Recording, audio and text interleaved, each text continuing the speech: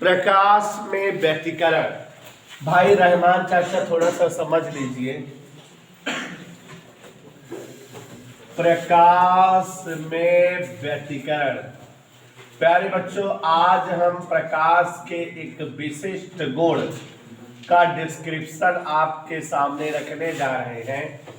जैसे आपने प्रकाश के बारे में बहुत सारे गुणों से जो है प्रकाश के परिचित है, यहाँ मैं अपनी लैंग्वेज में अपने तरीके से समझाऊंगा। अब ये दिगर बात है कि अनमोल रोज नहीं आएंगे तो कहाँ समझ में आएगा, तो ध्यान दीजिएगा जरा। प्रकाश में व्यतिकरण, इंटरफ्रेंस ऑफ लाइट। ऐसा है बच्चों, जैसे प्रकाश में परावर्तन, अपवर्तन, विवर्तन, विस्पन, ध्रुवण, वैसे ही प्रकाश में क्या होता है, व्यतिकरण। तो व्यतिकरण की घटना को मैं समझाना चाहता हूं। उसके पहले आपको जो है दो चीजें समझा रहा हूं, ध्यान से सुनिएगा। एक है तरंगों का अध्यारोपण सिद्धांत। वैसे बच्चों, अध्यारोपण सिद्धांत पहले पाठ विद्युत में आपको हमने इसको दिखाया था, याद नहीं होगा सिद्धार्थ जी? अध्यारोपण सिद्धांत, आवेशों का अध्यारोपण सिद्धांत, जो वेक्टर विधि वाला था। तरंगों का अध्यारोपण सिद्धांत, सुपरपोजिशन प्रिंसिपल ऑफ वेव्स, अंग्रेजी इसकी है सुपरपोजिशन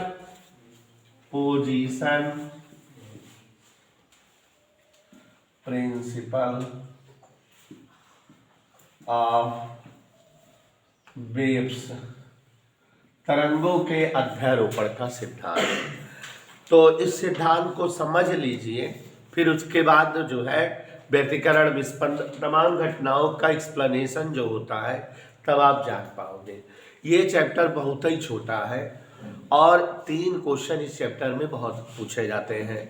अध्यारोपण सिद्धांत क्या है, तीव्रता आवृत्ति प्राप्त करिए अध्यारोपण सिद्धांत पे, और जो सूत्र निकल कर आता है उस पर 2 नंबर की सवाल। ऐसा कोई पेपर आज तक बना नहीं है जिसमें ना आए, आता है हर साल। मतलब कि इसकी सवाल 2 नंबर की आनी है। महत्तम एवं न्यूनतम तीव्रताओं में अनुपात, ये क्वेश्चन रहता है, तो 2 नंबर का मगर। और एक है यंग का द्विक रेखा छिद्र प्रयोग, फ्रिंज चौड़ाई का व्यंजक। बस फ्रिंज चौड़ाई व्यंजक लॉन्ग क्वेश्चन में पाओगे 6 नंबर 7 नंबर में। उसके अलावा इस चैप्टर में कुछ न पढ़ना है ना है। और विवर्तन एक चैप्टर पढ़ा दे, तरंग खत्म हो जाएगा। तरंग ज़्यादा है नहीं, ठीक है, क्योंकि पोलराइजेशन लास्ट चैप्टर जो तरंग का है वो कोरोना से कैंसिल हो गया है। तो बस इसके बाद जो है यही समय लगेगा जो लगेगा, क्योंकि 3-4 इनिंग है। विवर्तन 1 दिन में खत्म होगा, 1 पीरियड में। तो अब आप समझ गए हमारे कहने का तात्पर्य। इसके बाद फिर हम प्रकाश दोहरा देंगे, प्रत्यावर्ती धारा पढ़ा देंगे, ऐसे ही चलते रहेंगे और अनुसार चलता रहेगा। नहीं तो अनुसार पूरा 6 दिन कर देंगे, ठीक है ना।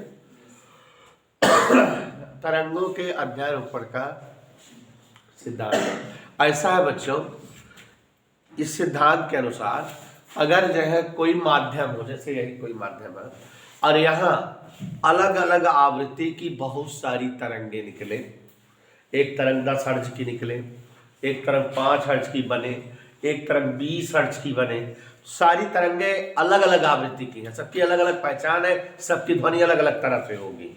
तो ये एक दूसरे को डिस्टर्ब नहीं करती, व्यथित नहीं करती, आराम से इस माध्यम में संचरित हो लेती है।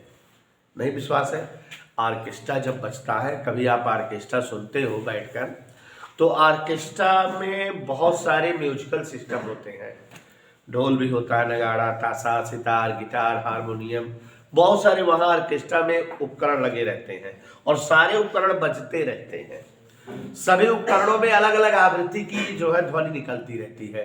ढोल की आवाज़ अलग होती है, हारमोनियम के अलग, गिटार की अलग, सितार की अलग, हारमोनियम सबकी अलग अलग। लेकिन आप बैठे रहते हो, आपको सबकी आवाज़ अलग अलग समझ में आती रहती है, सुनते रहते हो। तो हाँ, ये ढोल बज रहा है, ये सितार बज रहा है, ये गिटार बज रहा है। ऐसा नहीं है कि जो सारी आवाज़ें निकले और सब मिक्स होकर के भयानक आवाज़ बना दे, आप डिस्टर्ब हो। ऐसा होता है? नहीं होता ना। तो ऐसा इसलिए नहीं होता कि जब किसी माध्यम में भिन्न भिन्न आवृत्ति की तरंगे संचरित होती हैं तो एक दूसरे को बिना प्रभावित किए हुए उनका संचरण होता है, पहली बात। और परिणामी तरंग का विस्थापन समस्त अलग अलग तरंगों के विस्थापनों के सदिश योग के बराबर होता है। मतलब जैसे एक तरंग इस तरह से संचरित हो रही है और दूसरी तरंग जो है ऐसे संचरित हो रही है। दोनों तरंगों की खासियत क्या है? दोनों तरंगे अलग अलग तीव्रता, अलग अलग आयाम, अलग अलग आवृत्ति की हैं। ये जो है जैसे 5 मिलीमीटर ऊपर जाती है नीचे गिरने लगती है, और ये 5 मिलीमीटर जाने के बाद भी जाती रहती है ना। तो दोनों का अलग अलग जो है विस्थापन, अलग अलग आयाम है कि नहीं? तो अगर जो है अलग अलग आयाम आवृत्ति की तरंगे एक साथ किसी माध्यम में चलती हैं तो पहली बात ये दोनों एक दूसरे को बिना प्रभावित किए हुए चल लेंगी, और दूसरी बात यह है कि परिणामी तरंग का जो विस्थापन होगा, माने इन दोनों तरंगों के कारण जो तरंग बनेगी उसका जो विस्थापन होगा इन दोनों तरंगों के विस्थापनों के सदिश योग के बराबर होगा। अगर इस तरंग का विस्थापन y1 है, चूंकि तरंग जो है हमेशा y बराबर a sin ओमेगा t इस समीकरण से प्रकट की जाती है, इसलिए हम बार बार विस्थापन कह रहे हैं। तो ध्यान से समझिए जरा, अगर इस तरंग का विस्थापन y1 होगा और इस तरंग का विस्थापन y2, और दोनों तरंगे अगर एक ही दिशा में चले तो परिणामी तरंग का विस्थापन y1 प्लस y2 माना जाएगा, और दोनों तरंगे विपरीत दिशा में चले तो परिणामी तरंग का विस्थापन y1 माइनस y2 माना जाएगा। दोनों तरंगे लंबवत एक ऐसे जा रही है, एक नीचे से ऊपर जाने लगे तो परिणामी तरंग का विस्थापन √y1 square plus y2 square माना जाएगा। तो मतलब क्या है, वेक्टर विधि से जुड़ रहा है। एक दिशा में है तो उनका परिणामी अलग अलग जोड़ के बराबर हो रहा है, विपरीत दिशा में है तो घटाव के बराबर हो रहा है, ऐसे ही तो हो रहा है।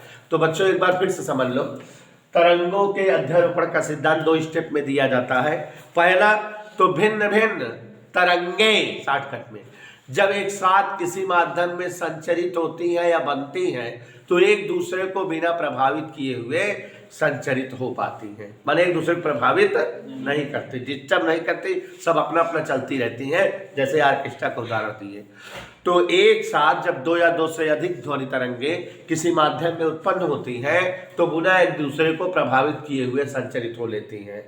दूसरा स्टेप बोलोगे, परिणामी तरंग का विस्थापन उन तरंगों के अलग अलग विस्थापनों के सदिश योग के बराबर होता है।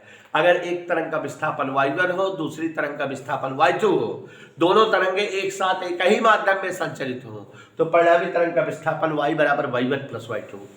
दोनों तरंगे विपरीत दिशा में संचरित हो तो परिणामी विस्थापन y बराबर y1 माइनस y2। दोनों तरंगे लंबवत दिशा में संचरित हो तो परिणामी तरंग का विस्थापन y बराबर √y1 square plus y2 square. समझ में आया? कई स्टेप में है बेटा अध्यारोपण सिद्धांत दो। पहला कि एक साथ कई तरंगे किसी माध्यम में जब संचरित होती हैं तो वे एक दूसरे को बिना प्रभावित किए हुए संचरित होती हैं, एक दूसरे को डिस्टर्ब नहीं करती। दूसरा स्टेप क्या है कि परिणामी तरंग का विस्थापन समस्त तरंगों के अलग अलग विस्थापनों के। ओके डन बेटा। अब यहाँ मैं आपको अगर अध्यारोपण सिद्धांत समझ में आ गया तो यहाँ मैं आदित्य आपको व्यतिकरण बताने जा रहा हूँ, इंटरफेरेंस। बड़ी मजेदार बात है और मेरे पास जो है बड़ा अच्छा तरीका है समझाने का, तो आप लोग सीख लीजिए, जिंदगी भर आपको याद रहेगा। लगान पिक्चर वाले ध्यान से देखो।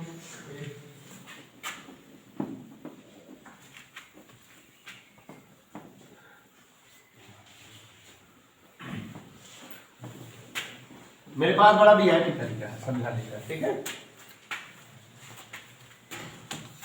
आप आगे किसी जो है हेडिंग में परेशान नहीं होगे, सब में जान जाओ। देखो बेटा लगान पिक्चर वाले, अगर एक कांच की हम आयताकार प्लेट ले लें, अगर बायो पढ़ते हो तो स्लाइड सुने होगे ना, जौन ब्लैक टेस्ट हो तो दो छोटे छोटे कांच प्लेट आते चुगा देते रहे, बोल ऐसे चला करके ढाई देते ना। तो कांच की एक छोटी सी आयताकार प्लेट ले ले रहमान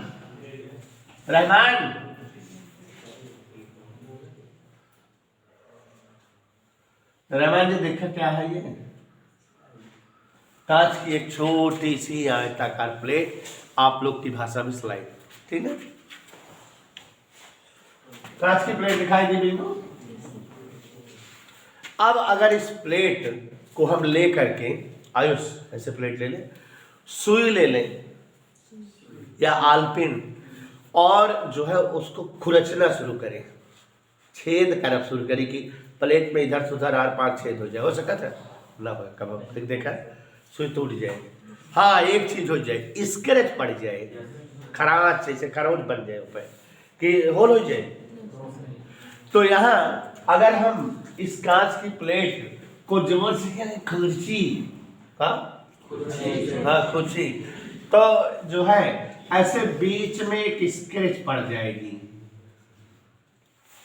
ठीक, होल नहीं हुआ, लेकिन हम इसको होल कहते हैं कि एक छिद्र हो गया है, और इतना बारीक छिद्र है खुली आंखों से दिख नहीं रहा है। इस छिद्र का व्यास नैनोमीटर में है भाई, तब ना दिखाता हो सकता कितना छिद्र हो गया है, लेकिन इतना बारीक छिद्र है, इतना नैनो है, इसका व्यास इतना कम है कि आपकी आंखें देख नहीं पा रही हैं। आपकी आंखों में जो है पावर सप्लाई वाला लेंस उनसे लगाओ तो दिखाए कि छेद हो के बार बार, ठीक है। इसको रेखा छिद्र कहते हैं। क्या कहते हैं बेटा? रेखा छिद्र। आज से याद रखना, जहां कहीं ऐसे मिलेगा जान लेना रेखा छिद्र है। तो अब आपके सामने एक कांच की प्लेट रेखा छिद्र बना है, ठीक है। 2 गदेला बनाई, हिमुरा एक गदेला जो है 3 सेल वाली टार्च लेके आवे। कैसे? 3 सेल वाली टार्च लेके आवे और कहीं मारी पे प्रकाश, तो जौन 3 सेल वाला गदेलवा बा ए पर टार्च मारत बा, प्रकाशवा इससे चली, 3 सेल वाले टार्च से जो प्रकाश आया उसकी तीव्रता ज्यादा होगी, ऐसे ऐसे ऐसे ऐसे ऐसे इस छिद्र पे टकराएगा कि नहीं? एक लड़के खड़ा करा दी बगल गया 10 सेल वाला टार्च लेके, एक मतलब हम क्या करते हैं, अलग अलग तीव्रता प्रकाश पे गिरावा चाहता है। जौन 10 सेल वाला टार्च मारे चौधिया जाए किए चली जाए, तो जो 10 सेल वाले टार्च का प्रकाश रहेगा उसकी तीव्रता और ज्यादा रहेगी ना, वो भी इस पर आपतित हुआ। अब अभिषेक दान फोटो देखो, ऐसे क्यों समझाए ना देख ले रहे कि तभी वाले समझा देते का है यार। देखो कांच की एक प्लेट है, उस पर जो है बारीक छोटा रेखा छिद्र है, और इस रेखा छिद्र पर भिन्न भिन्न आयाम या भिन्न भिन्न तीव्रता की तरंगे आपतित हो रही है ना। ये दोनों बिना एक दूसरे को डिस्टर्ब किए संचरित होंगे, ध्रुव सिद्धांत कहता है, और परिणामी तरंग जो इन दोनों के मिलने से बन के निकलेगी उधर, उसका विस्थापन इन तरंगों के सदिश योग के बराबर होगा विस्थापन। तो देखा ये गया कि जब इस प्रकार भिन्न भिन्न तीव्रता का प्रकाश किसी रेखाचित्र पर आपतित कराया गया, तो रेखाचित्र से बाहर जो परिणामी प्रकाश निकला, परिणामी तरंग जो निकली, उसकी तीव्रता कुछ बिंदुओं पर, जो यहाँ से निकला कुछ बिंदुओं पर बहुत अधिक माने चमकता है, एकदम यह चमकत है प्रकाश हुआ, और कुछ बिंदुओं पर तीव्रता बहुत कम रहा। कुछ बिंदुओं पर तीव्रता बहुत अधिक, कुछ बिंदुओं पर अंधियार। समझ में आवता है? का बता दे हमारे मरी माई लोग आज नहीं का बताए दी दो, आइए हम बता दिए, कोई बताएगा नहीं। हाँ ध्यान से देखो, इस घटना को देखा, याद हो गया ये घटना क्या है? कांच की कोई स्लाइड, उस पर क्या बना है? रेखा छिद्र, और इस रेखा छिद्र पर भिन्न भिन्न तीव्रता का क्या आपतित हो रहा है? तो परिणामी प्रकाश तरंग की तीव्रता कुछ बिंदुओं पर बढ़ी हुई प्राप्त हो रही है, चमक रहा है कुछ जगह, और कुछ बिंदुओं पर तीव्रता कम प्राप्त हो रही है, अंधेरा आ गया है। इसी घटना को प्रकाश में व्यतिकरण कहते हैं। यही घटना क्या कहलाती है? तो इसको लैंग्वेज में कहां से बोला जाएगा? जब भिन्न भिन्न तीव्रता या आयाम की प्रकाश तरंगे एक साथ किसी माध्यम में होकर गुजरती हैं, तो परिणामी तरंग की तीव्रता कुछ बिंदुओं पर बहुत बढ़ जाती है, और कुछ बिंदुओं पर बहुत घट जाती है। यही घटना प्रकाश में व्यतिकरण कहलाती है। जिन बिंदुओं पर तीव्रता बढ़ी हुई प्राप्त होती है वे बिंदु संपोषी व्यतिकरण के बिंदु कहलाते हैं। माने ये कौन व्यतिकरण है बेटा? और जिन बिंदुओं पर तीव्रता घट घट के प्राप्त होती है वे बिंदु क्या कहलाते हैं? विनाशी व्यतिकरण के बिंदु कहलाते हैं। अच्छा, ऐसा हुआ क्यों हुआ ऐसा? इस प्रकार बच्चों आप लोगों ने समझा कि जब भिन्न भिन्न आवृत्ति की दो तरंगे एक साथ किसी माध्यम में संचरित होती हैं तो परिणामी तरंग की तीव्रता कुछ बिंदुओं पर बढ़ी हुई मिलती है और कुछ बिंदुओं पर घटी हुई मिलती है। यही घटना प्रकाश में व्यतिकरण कहलाती है। जो बिंदु पर तीव्रता बढ़ी हुई मिलती है वे बिंदु जो है संपोषी व्यतिकरण के बिंदु कहलाते हैं और जिन बिंदुओं पर तीव्रता घटी हुई मिलती है वे बिंदु विनाशी व्यतिकरण के जो है बिंदु कहलाते हैं। ऐसा हुआ क्यों बेटा? क्यों जो है तीव्रता बढ़ी हुई मिली और क्यों तीव्रता घटी हुई मिली? इसका रीजन अध्यारोपण सिद्धांत से समझ में आएगा। अध्यारोपण सिद्धांत अभी हमने बताया, जब भिन्न भिन्न तरंगे एक साथ किसी माध्यम में संचरित होती है तो परिणामी तरंग का विस्थापन उनके अलग अलग सदिश विस्थापन के सदिश योग के बराबर होता है। तो देखो जरा, यहाँ आपके रेखा छिद्र पर दो तरंगे आई हुई हैं। एक तरंग अधिक तीव्रता वाली है और कहीं कम। देखो, एक तरंग है ऐसे कि ये ऐसे ऐसे ऐसे ऐसे ऊपर गई, फिर उसके बाद ऐसे नीचे आई और फिर ऐसे नीचे आने लगी ऐसे। ये पहले वाली तरंग की जो है स्थिति है।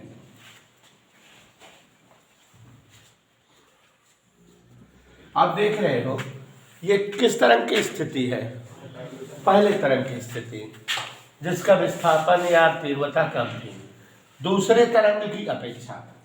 दूसरे वाले तरंग की स्थिति ऐसे और थोड़ा उससे ज्यादा है। इसमें विस्थापन आयाम तीव्रता ज्यादा है। ये दूसरे तरंग की स्थिति है। इधर क्लियर? अब दोनों तरंगे एक साथ संचरित हुई हैं। चित्र देखिए आप सभी लोग, तभी समझ में आ जाएगा बेटा। ये वाली तरंग 9 बजे चलना शुरू करे और ये तरंग भी 9 बजे चलना शुरू करे। 9:01, 9:02, 9:03, 4 minute, 5 minute, 6 minute, 7 minute, 8 minute, 9 minute, 10 minute, 9:10 तक इसका संचलन ऊपर की ओर रहेगा। माने ये 2 मीटर लगभग ऊपर की ओर गए, तब तक यह ऊपर जात रही। 9, 2, 3, 4, 5, 6, 7, 8, 9, 10 तब तक ये भी ऊपर जा रही थी। माने जब जो है पहले वाली तरंगिका ऊपर जा रही थी तो दूसरी वाली तरंगिका भी ऊपर ही जा रही थी। इस समय दोनों तरंगों का संचरण एक ही दिशा में है, इसलिए जब दोनों तरंगे एक ही दिशा में इस समय तक चल रही हैं तो इन तरंगों के अध्यारोपण से परिणामी विस्थापन इन दोनों के विस्थापनों के योग के बराबर होगा। क्योंकि जब दो तरंगे एक ही दिशा में जाती हैं तो उनका विस्थापन उनके योग के बराबर हो जाएगा।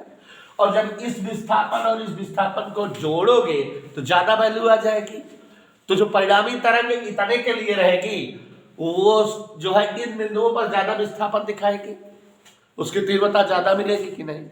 लेकिन जब ये वाली तरंग नीचे की ओर चलने लगी जो है 9-10 के बाद 9, 11, 12, 13, 14, 15 नीचे की ओर, लेकिन अभी ये ऊपर की ओर जा रही है 12, 13, 14। तो यहां से यहां तक और यहां से यहां तक दोनों तरंगों का संचरण विपरीत दिशा में हो गया। और जब दोनों तरंगों का संचरण यहां से यहां तक कंडीशन में विपरीत है तो आप समझ रहे हो कि इन बिंदुओं पर अध्यारोपण के फलस्वरूप परिणामी विस्थापन इन विस्थापनों के अंतर के बराबर होगा। अगर ये विस्थापन 6 है, ये विस्थापन 2 है, तो विस्थापन परिणामी घट के 4 हो जाएगा कि नहीं। तो माने इन बिंदुओं पर तीव्रता कम मिलेगी कि नहीं, विस्थापन कम तीव्रता कम। और ऐसे ही पूरी तरंग के संचरण के दौरान कंडीशन सेटअप होगी कि जब जो है दोनों तरंगे संचरित होती रहेंगी तो जिन बिंदुओं पर तरंगों का संचरण एक ही दिशा में होगा उन बिंदुओं पर अध्यारोपण के सिद्धांत के अनुसार उन तरंगों का परिणामी विस्थापन अलग अलग विस्थापन के योग के बराबर होगा और इसलिए परिणामी विस्थापन बहुत ज्यादा बढ़कर मिलेगा और वहां पर तीव्रता अधिक प्राप्त होगी।